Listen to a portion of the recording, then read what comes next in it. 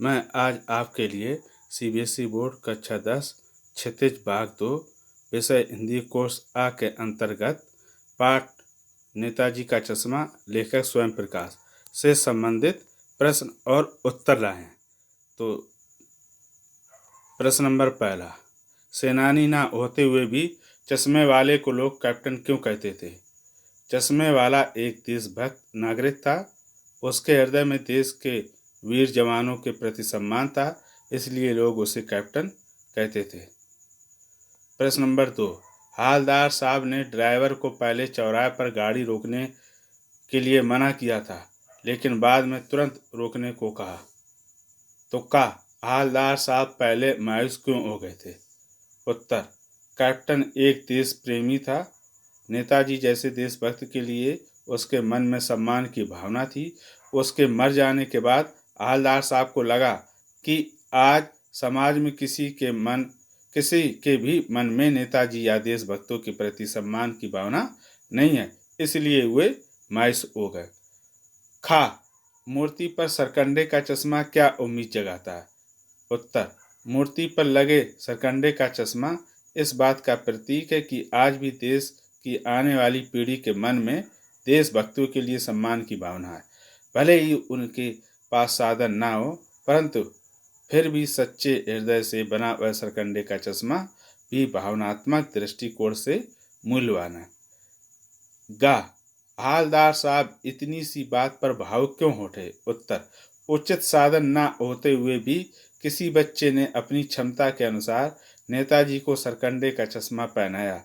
बड़े लोगों के मन में जिस देशभक्ति का अभाव है, वही देशभक्ति सरकंडे के चश्मे के माध्यम से एक बच्चे के मन में देखकर हालदार साहब भावुक हो गए। प्रश्न नंबर 3, आशय स्पष्ट कीजिए।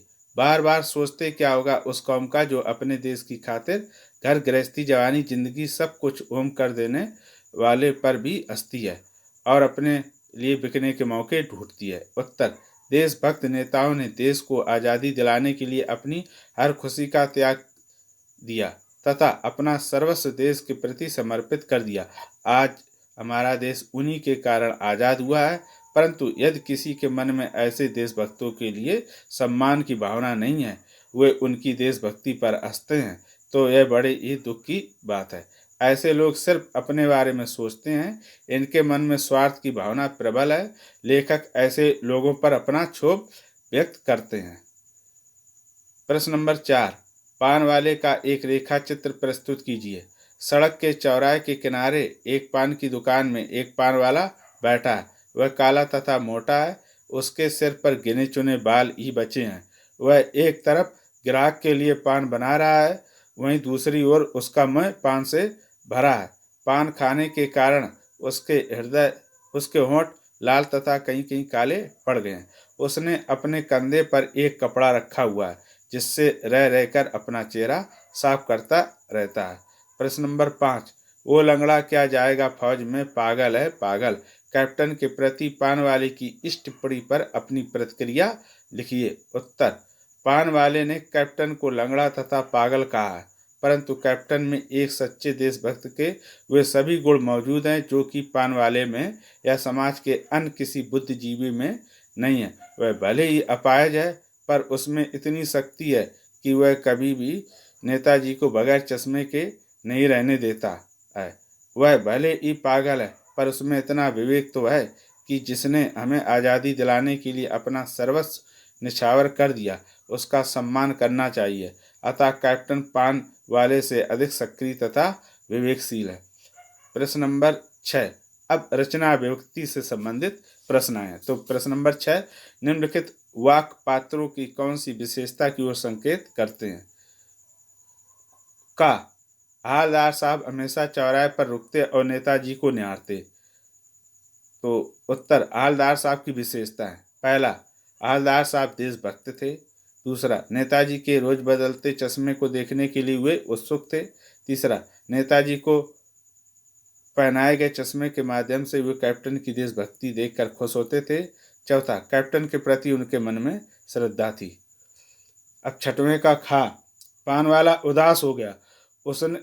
उसने मन उसने पीछे मुड़कर मैं पान नीचे थूका और सिर झुकाकर अपनी धोती के सिरे से आंखें पोंछता हुआ बोला, साहब कैप्टन मर गया।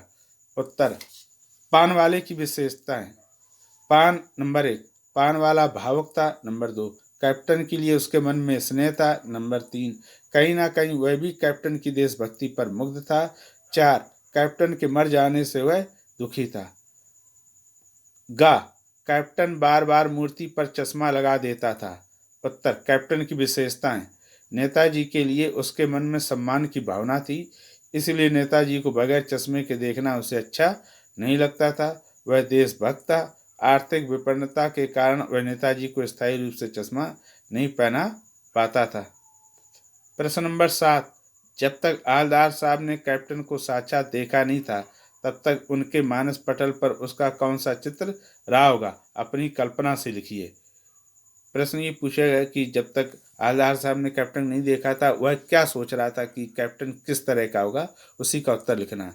उत्तर, जब तक हवलदार साहब ने कैप्टन को नहीं देखा था, तब तक वो उसे एक फौजी समझते थे। उन्हें लगता था फौज में होने के कारण लोग उन्हें कैप्टन कहते हैं। प्रश्न नंबर 8, कस्बों, शहरों, महानगरों के चौराहों पर किसी न किसी क्षेत्र के प्रसिद्ध व्यक्ति की मूर्ति लगाने का प्रचलन सा हो गया है। इस तरह की मूर्ति लगाने के क्या उद्देश्य हो सकते हैं?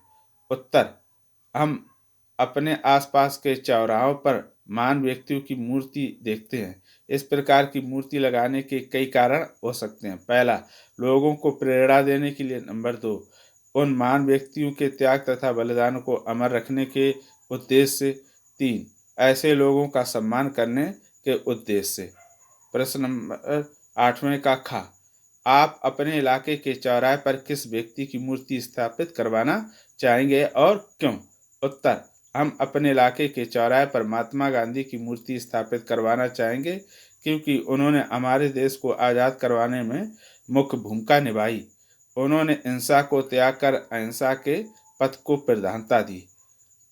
गा, उस मूर्ति के प्रति आपके एवं दूसरे लोगों के क्या उत्तरदायित्व होने चाहिए? उत्तर, मूर्ति के प्रति हमारे तथा समाज के अन्य लोगों के कुछ उत्तरदायित्व हैं। हमें मूर्ति का सम्मान करना चाहिए, क्योंकि ये मूर्ति किसी सम्मानीय व्यक्ति का प्रतीक है। हमें यह ध्यान रखना चाहिए कि किसी भी प्रकार से मूर्ति का अपमान ना हो। मूर्ति की ज़रूरतों को पूरा करना हमारा कर्तव्य है। ये एक प्रमुख प्रश्नोत्तर और रचना विभक्ति के उत्तर हो गए। तो आशा करता हूँ कि ये वीडियो आपको पसंद आएगी और आपके बहुत लिए उपयोगी साबित होगी। अगर यह वीडियो पसंद आए तो चैनल को सब्सक्राइब, लाइक और शेयर अवश्य करें। आज के लिए इतना ही। धन्यवाद।